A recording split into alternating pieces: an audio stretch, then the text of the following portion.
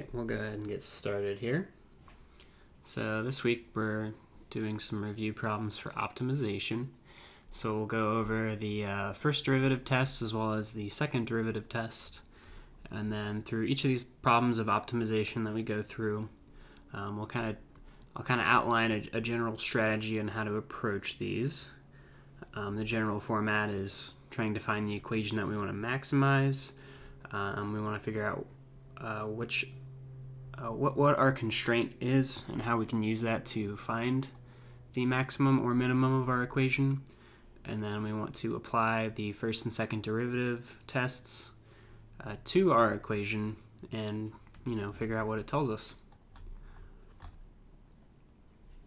All right, so first a little review.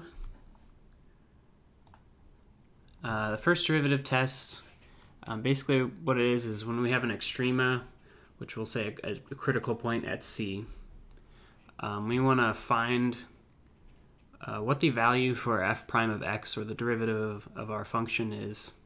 And we're interested in the parity of it, or whether or not it's positive or negative.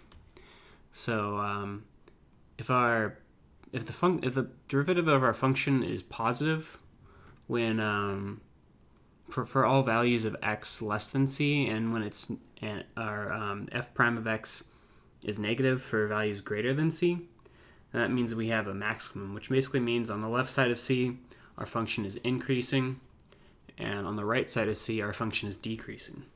So if you look at the graph real quick, I'll try and draw a little picture. Let's see.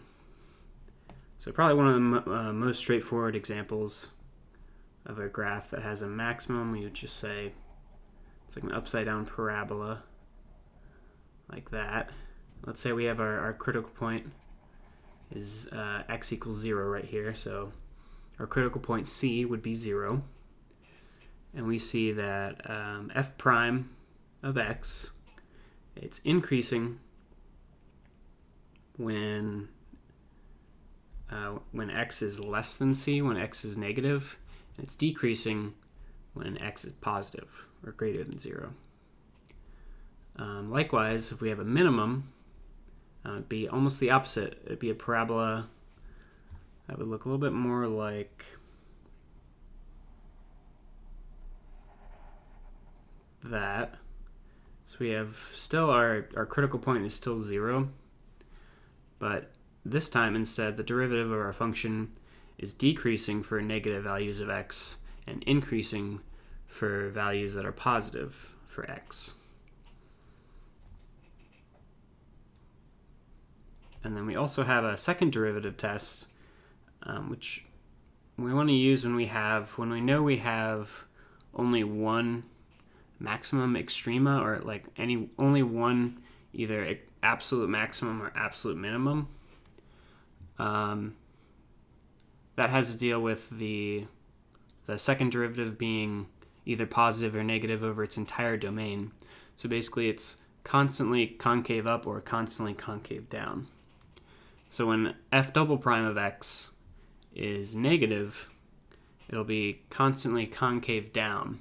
So that's how we know we have a maximum. So in this one right here, we know that we have a maximum for c because the second derivative of x is less than 0 because it's always concave down. And for our other function, where the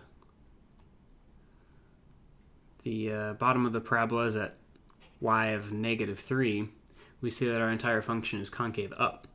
So that means we know that the point f of c is a minimum. And basically what we're going to do is we're going to apply that knowledge in our optimization problems to find, first of all, whether or not we have a maximum or a minimum.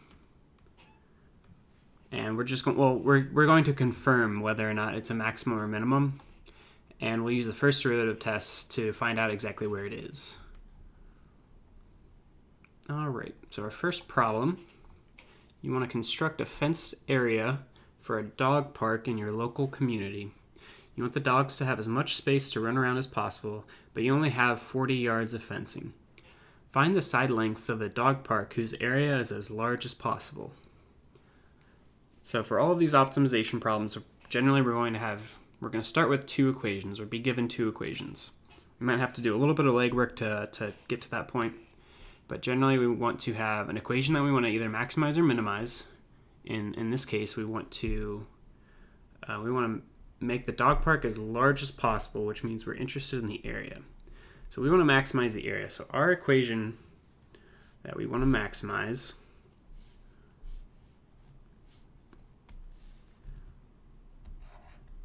A.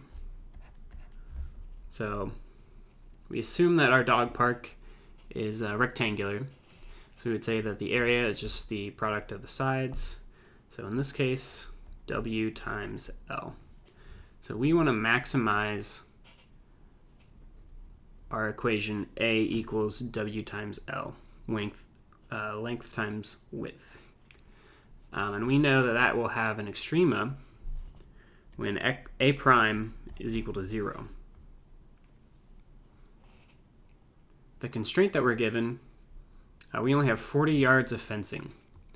So that means that our perimeter has to be 40. And the equation for the perimeter of a rectangle is going to be twice the length plus twice the width, and it equals 40. So that's the constraint that we're given.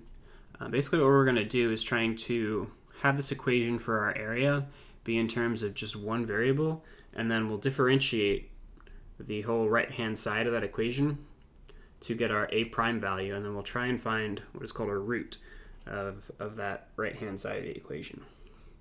All right, so the constraint is what we're going to work with first. So it kind of doesn't matter which one we choose in this case, so we'll just try and solve for W. So do a little bit of algebra, subtract 2L from both sides, you get, well, I guess it'd be 2W equals 40 minus 2L. Well, that implies that W equals 20 minus L. All right, so then we have something we can substitute into our original equation for W, so we'll just get one parameter. So our new equation for the area, oops, let me fix that real quick. So our equation for the area now becomes A equals, well, W is 20 minus L times L. So we just distribute our L. We would get area is 20L minus L squared. All right, so first we're going to do a derivative, because we're going to do our first derivative test to figure out whether this is a maximum or minimum. We're going for a maximum, so ideally we'll have we'll find a critical point, and for values less than that critical point, our function will be increasing, and for values greater than that critical point, our function will be decreasing. So just do a quick little derivative, A prime, and we're differentiating with respect to L. So it would just be that constant 20 minus, and then we just do a power rule, 2L. All right, so our critical point is going to be when this is equal to 0. So we'll say 0 equals 20 minus 2L, and then we'll get 2L equals 20, so L equals 10. So that means that our critical value in this case is a length side of 10. So now we want to do our first derivative test, and we want to find values that are greater than 10 and less than 10, and see what that does to our A prime, see whether it's positive or negative. So something that's like we can't have a negative length for our, for the sides of our dog park. So something less than 10 but greater than 0, we'll just choose 5. So a prime of 5. That's what we're interested in. So we plug 5 in for L. We get a prime equals, so we'll be plugging it into this equation. So we plug 5 into our equation for a prime, in for L, and we would get 20 minus 10, which is equal to 10. So that means that for values less than 10, a prime is going to be positive, which means it's increasing for values less than 10. So now we can go ahead and plug in a value for L that's greater than 10. We'll just choose, 15, for example. So a prime of 15 is equal to 20 minus 30, and it's pretty straightforward to see that this is going to be negative, so that means it's decreasing. So if we go back up to this graph, it's going to look like this top function, where we have a maximum as opposed to a minimum. So the first derivative test tells us that 10 is a maximum of our function, and that, since the derivative is positive whenever we have values less than 10, and negative whenever we have values greater than 10, and then that means it's our extrema, our maximum. So we can also do a little double check with the second derivative. So we still have that same equation. A prime equals 20 minus 2L. So we'll differentiate once again with respect to L. So we get a prime equals, well, derivative of a constant is 0. Derivative of negative 2L with respect to L is just negative 2. And we just have a constant output. So no matter what L we choose, our second derivative is always going to be negative, which means it's always going to be concave down, which means we're going to have a maximum. All right, so that would be the second derivative test, first derivative test, and we actually still do want to figure out exactly the dimensions, because we just solved for L, we didn't solve for W. But if you've done one of these before, you'll know that a lot of these geometrically optimization problems involve, with just 2 dimensions, usually involve creating a square. So we, let's say we plug L equals 10 back into our original equation, or rather our constraint equation. So that would be this one. And then go ahead and write solve for W. So we put 10 in for L, we would get 20 plus 2W equals 40.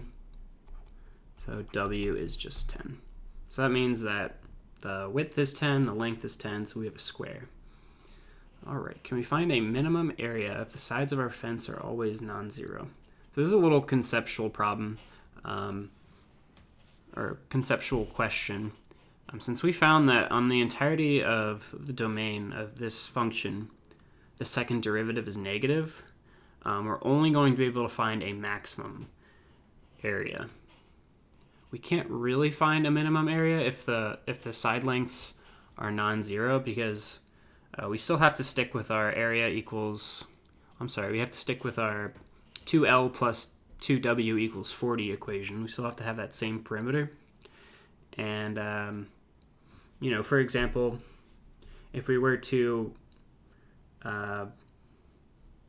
if we wanted to find a very, very small area, we would want one of those parameters to be very, very small. So, for example, we could choose L equals 19.99, W equals 0.01, and this would be pretty small relative to what we would have found our area to be, which was 100, since we had W equals 10 and L equals 10, so our area is, I guess we can put equals 100. But you'll see that as we make one of these parameters increasingly small, it'll just make that area very, very small. So we kind of have a minimum of 0, but it can't really reach 0. All right, we'll go on to problem 2. You want to place a ladder up against a wall while leaving as much space as possible under the ladder. If your ladder is 20 feet long, how far should you place it from the wall? All right, so we'll go ahead and assume that the wall and the floor create a 90-degree angle. So we're working with a triangle here, a right triangle. What equation do we want to maximize? So we want to maximize the area under the ladder, which in this case is just going to be the area of a triangle, which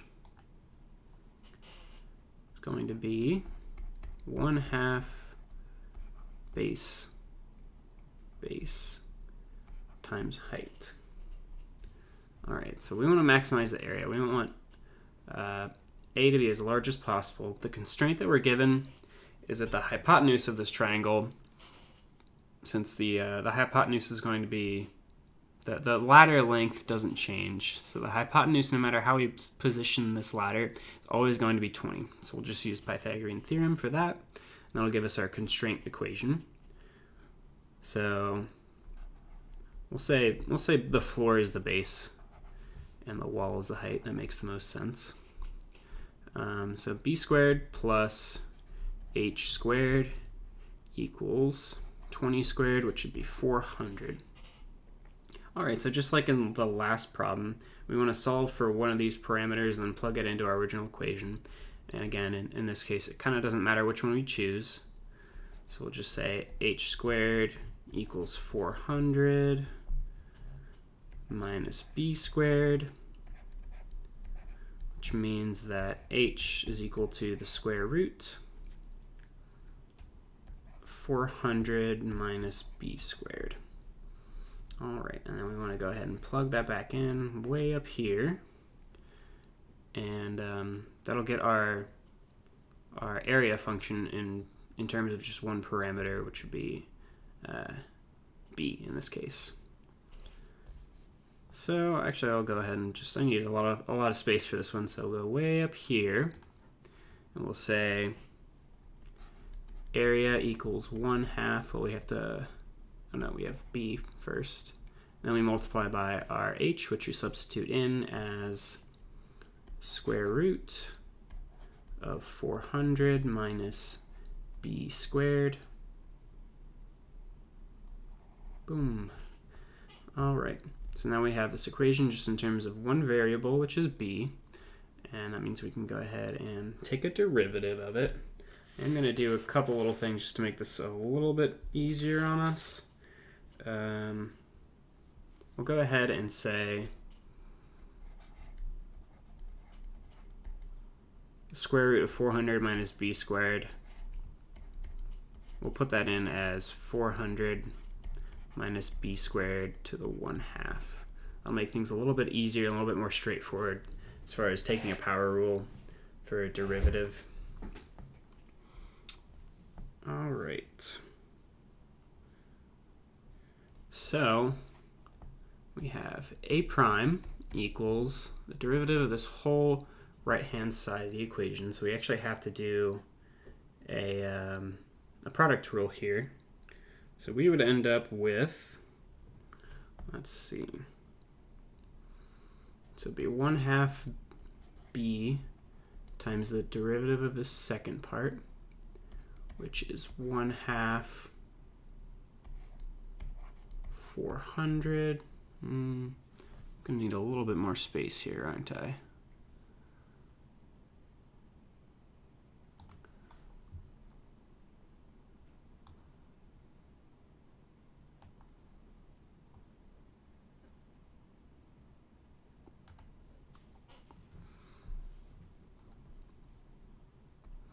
All right, so A equals, let's see, it's 400 minus b squared to the 1/2 times 1/2 b. All right, so a prime equals, so we'll do the derivative of this first part, which we have to use a chain rule and a product rule. So it'll be 1/2 400b squared to the minus 1/2 times negative 2b times just the regular 1/2 b. So that'd be our first term. And then we'll go ahead and add our second term, which is just the derivative of v times u, which would, in this case, is just 1/2 times 400 minus b squared to the 1/2. All right, so there's a lot of algebra involved in this one. One little shortcut that we can do is the critical value that we're interested in is when we set a prime equal to 0.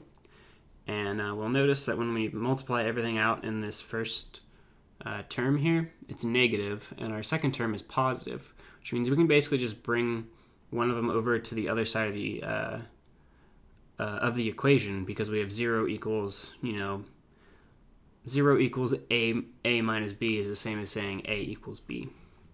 So we'll have a positive factor of this first term. So that'd be 1/2.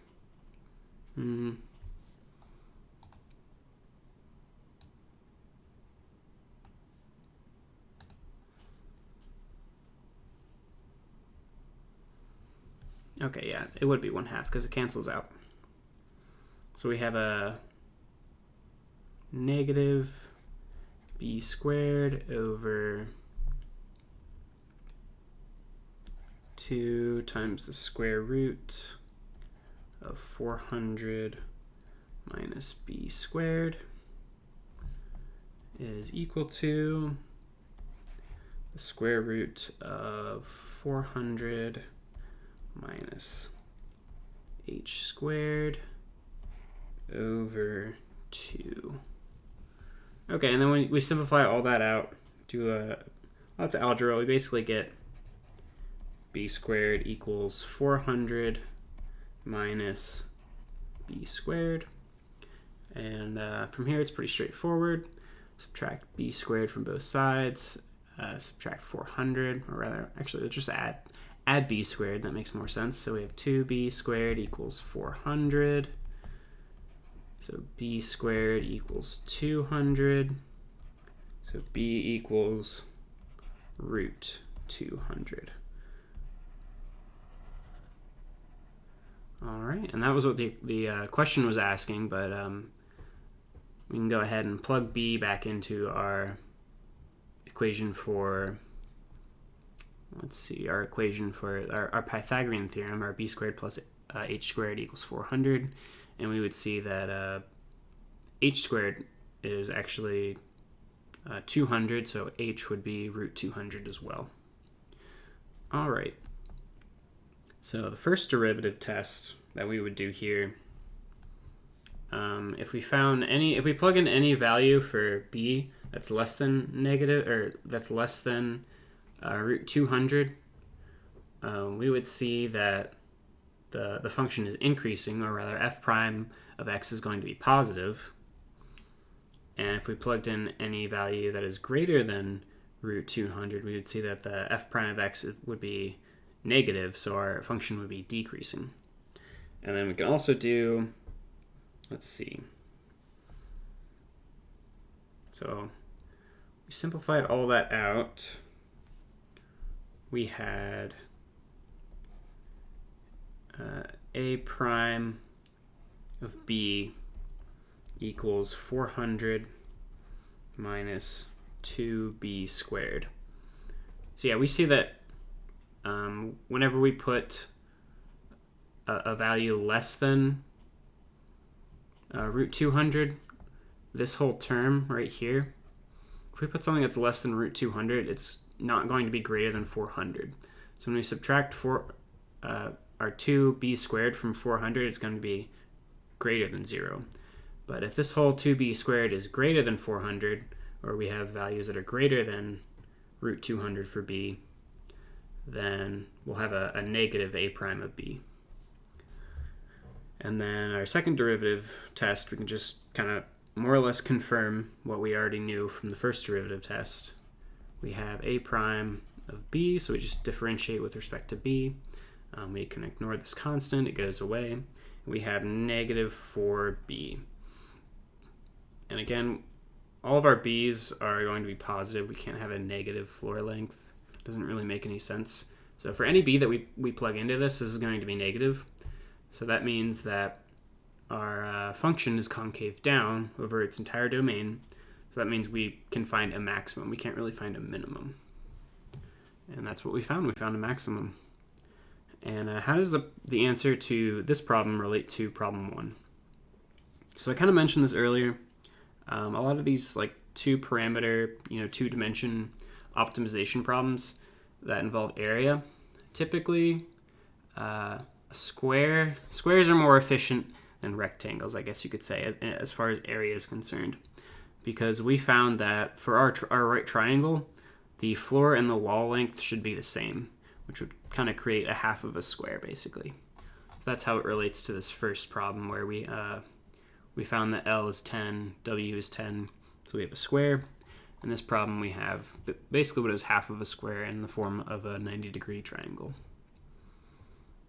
All right, so here's a problem that is much less geometric, more conceptual. This is maybe more of like an applicable. Most of these questions or problems are fairly applicable in the real world, but this is something that you might see that might be a little bit more difficult to wrap your head around. All right, so you work for a company that manufactures televisions.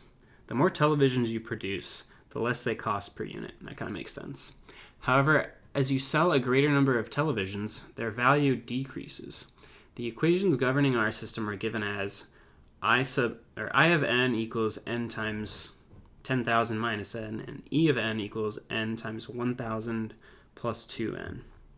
So I of n is our income function, E of n is our expense function, and n represents the number of televisions produced. What volume of television sales will have the greatest profit per unit sold? All right, so what equation do we want to maximize? In this case, we want to maximize our profit because we like money. Money's pretty cool. But we're actually just given income and expense. So we actually have to kind of generate or do a little bit of legwork to find that equation that we want to maximize. So we'll say, since we want to maximize profit, we'll say our function for profit is P of n. And it should be pretty straightforward, but you do kind of have to wrap your head around this. The profit that you're going to make is going to be whatever your income is minus your expense. So income is positive, expense is negative. So in this case, we would say that our profit function, P of n, is going to be our income, I of n, minus our expenses, E of n. So we'll just do a little bit of algebra, and we can actually multiply out this n as well. I suppose we can do that in each of our I of n and E of n equations. So that'd be 10,000 n minus n squared, and this one is 1,000 n plus 2n squared. And we want to subtract I of n from, or we want to subtract E of n from I of n, and that would leave us with P of n equals 9,000 n, let's see, minus n squared minus 2n squared would be minus 3n squared. All right, so now we have our profit function, which is in terms of just one variable. So I guess you could say that's our constraint that we were given, is we were given our profit equation must be I of n minus E of n, or our incomes minus our expenses. All right, so we want to maximize this equation. So that means we're interested in the point at which P prime of n is equal to 0. So when is p prime of n equal to 0? So we'll go ahead and take a derivative of our right-hand side of the equation here. We'll see that p prime of n equals 9,000 minus, do a little power rule, 6 times n. So a little bit of algebra, 0 equals 9,000 minus 6n, when n, this whole right-hand side of the equation will be 0 when n is equal to, looks like 1,500. So I guess you could say it'd be easier just to add 6n to the left-hand side of the equation. So p prime of n we want at 0, so we would add 6n to both sides. So we'd have that, n equals 9,000 divided by 6, which equals 1,500. All right. So our critical value is n at 1,500. So our first derivative test tells us that when we choose values that are less than 1,500, we should have, well, rather we want to figure out what happens when we plug in values that are less than 1,500 for n. So p prime of n, we saw, is 9,000 minus 6n. So p prime, p prime of a value less than 1,500, so we'll just choose maybe 1,000. That's a pretty straightforward, easy to use number, equals 9,000 minus 6 times 1,000 is 6,000. So our p prime of 1,000 equals 3,000, which is positive, which means that for values less than 1,500 for n, our function is going to be increasing. And it should be pretty straightforward. We plug in a value that's greater than 1,500 for our n. We'll see that our function will be negative because that's 6 times n will be greater than 9,000. So we'll have a negative p prime of n. So that means that we have a maximum.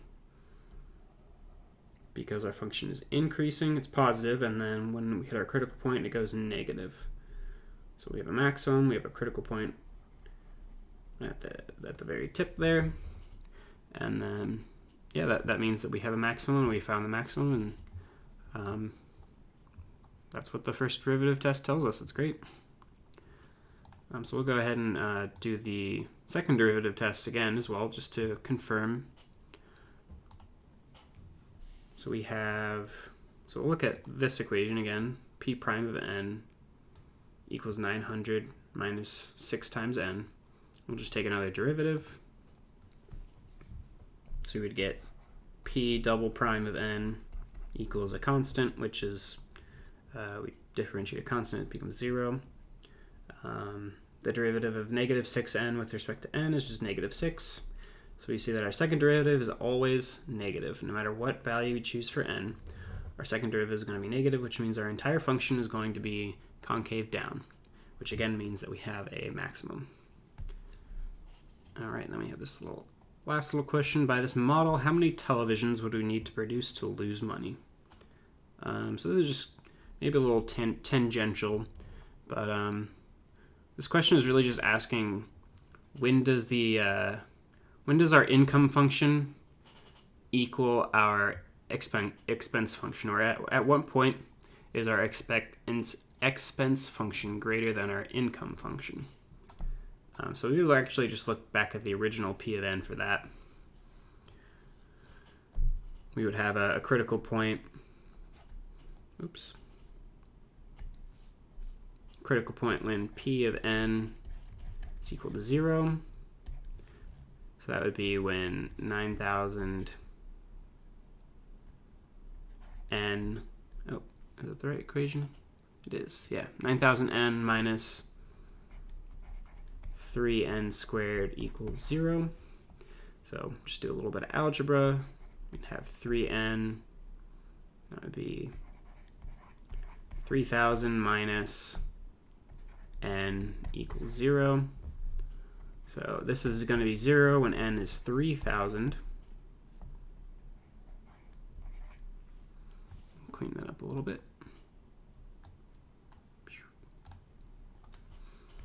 So when n is 3000. So that means, according to this model, you do not want to manufacture and sell 3000 televisions. You want to sell less than that. So it's a good model for selling 1,500 televisions, but a bad model for selling 3,000 televisions. All right, so our problem 4 is going to be geometric again, but this time we have 3 dimensions, so it's not going to be just, find whatever values, create a square. It's going to be a little bit more complicated than that. You're in charge of designing a can for a soda company that will hold 1 pint of soda. The can must be a cylinder and use as little aluminum as possible. Find the dimensions of the can that will fit 1 pint of soda while using as little aluminum as possible. So for simplicity, we'll just say that 1 pint is 29 cubic inches. It's a little bit less than that, but in our case, it's somewhat arbitrary, that small difference. Let's see. So what equation do we want to maximize? So in this case, we want to use as little aluminum as possible. So we actually want to find a minimum. We don't want to find a maximum. So we'll go ahead, cross that out, because we want to find a minimum. We want to use as little aluminum as possible.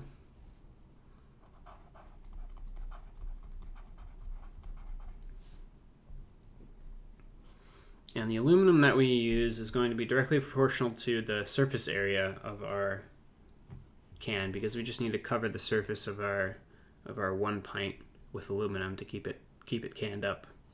So the equation that we want to minimize would be the surface area of our cylinder, which surface area of a cylinder is 2 pi r times the height plus 2 pi r squared. So that's just the area of the top of each cylinder plus, the side, basically. The rectangle that makes up the side. What constraint are we given? So the constraint that we're given a volume. And we know that we can reach a volume given radius and height. And we also know the equation for the volume of a cylinder. So the equation for a volume of the cylinder is pi r squared times the height. Since we know that our volume is 29 inches cubed, we'd say 29 equals pi r squared times h. All right, so now we have our equation that we want to minimize. We have our constraint equation. So we want to isolate a variable in our constraint equation, which in this one, probably just go ahead and do h, since we can just divide both sides by pi r squared. So our constraint equation gives us that h equals 29 over pi r squared. And we'll go ahead and plug that into our surface area equation. And we actually chose correctly as well, because we can make our life a little bit easier if we realize that whatever we plug into our surface area equation, we want to choose, we would rather only plug in one complicated parameter rather than 2. So if we had chosen r, we would have had to plug in an r and an r squared. That'd be a little bit more complicated than just plugging in h. So just one little general strategy is whatever you want to, whatever variable you isolate in your constraint equation should be the least frequent variable in the minimum or maximum equation. All right, so we do a little bit of substitution. Let's see, we'll go up here to the top. There's a little bit of algebra to do in this one.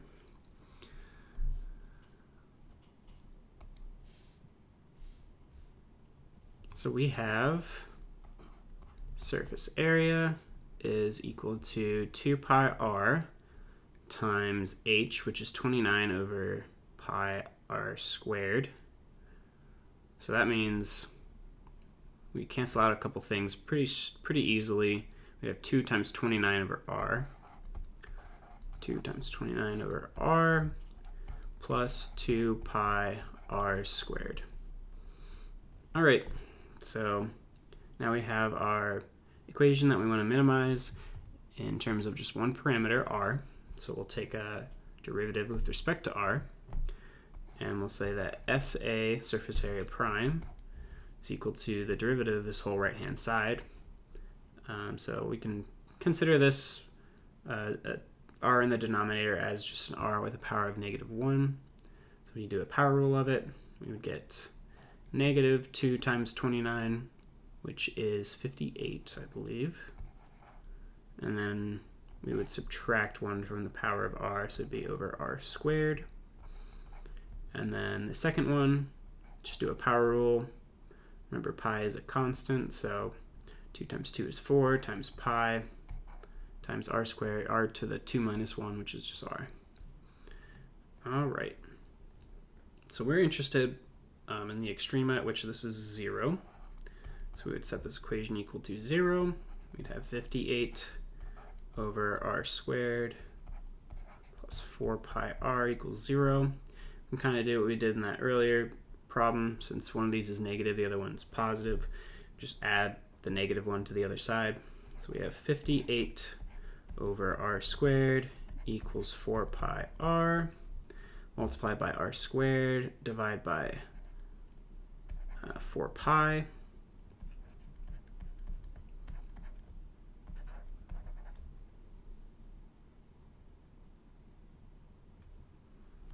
And then actually this numerator is divisible by 2. So we could say that this is equal to 29 over 2 pi. Then we have r cubed equals 29 over 2 pi.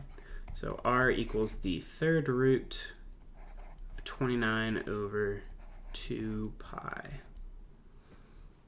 All right, so we have our value at which the surface area is going to be 0. So that's our extrema, our c value, if you were to reference the original definition of the first derivative test. So if we go back to our surface area prime equation, we plug in any value that's going to be less than this r. Since we're looking at a minimum, our f prime of x, or our prime surface area, should be decreasing for any value that's less than r, and it should be increasing, or it should be positive for any value of r that is greater than root 29 over 2 pi. So that's what the first derivative test tells us. The second derivative test is going to be even easier, but it also will tell us what our extrema is. So if we have our surface area prime is equal to everything up here, so that whole right-hand side, we'll just take another derivative to get our second derivative test. So again, we'll do a power rule. So this would be positive 58 times 2. So it'd be 116 over r cubed. It switches parity. And then derivative of 4 pi times r is just going to be 4 pi. And again, r can't be negative. So this is always going to be positive. So since our second derivative is always going to be positive, our function is always going to be concave up, which means on a Cartesian plane it would look like a cup. It would look like that. So that means we have a minimum that we're interested in, and we know that our minimum is this value that we found when the surface area, the derivative of the surface area function is equal to 0. And then we are still interested in finding the dimensions of this can that we want to manufacture. So we would plug our r value back into our surface area, our volume function, because we want to figure out, or or well, we know what our volume is. We don't know what our surface area is. So we would be able to solve for h if we plug this back in way over here.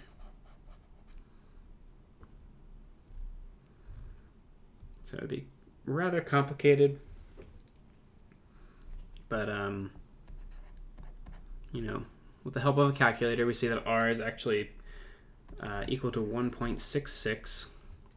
We plug that in for our volume, so we know that 29 equals pi times 1.66 squared times h. We'll find that h is equal to 3.33 inches. And it seems to make sense. That's a pretty fat can, I will say, though. A diameter of about 3 inches.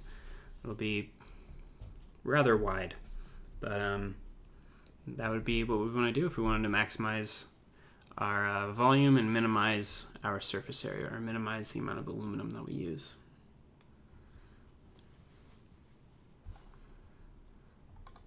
All right.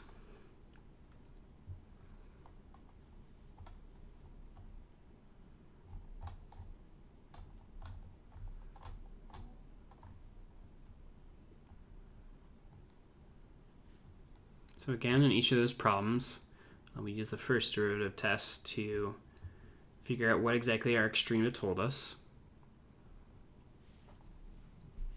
So whenever f prime of x is 0 or greater than 0, our function is increasing.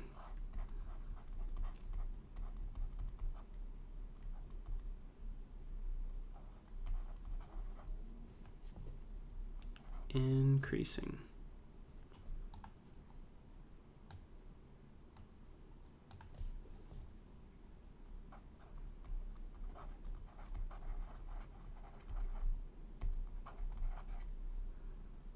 So that's what this implies. That implies increasing when x is less than c.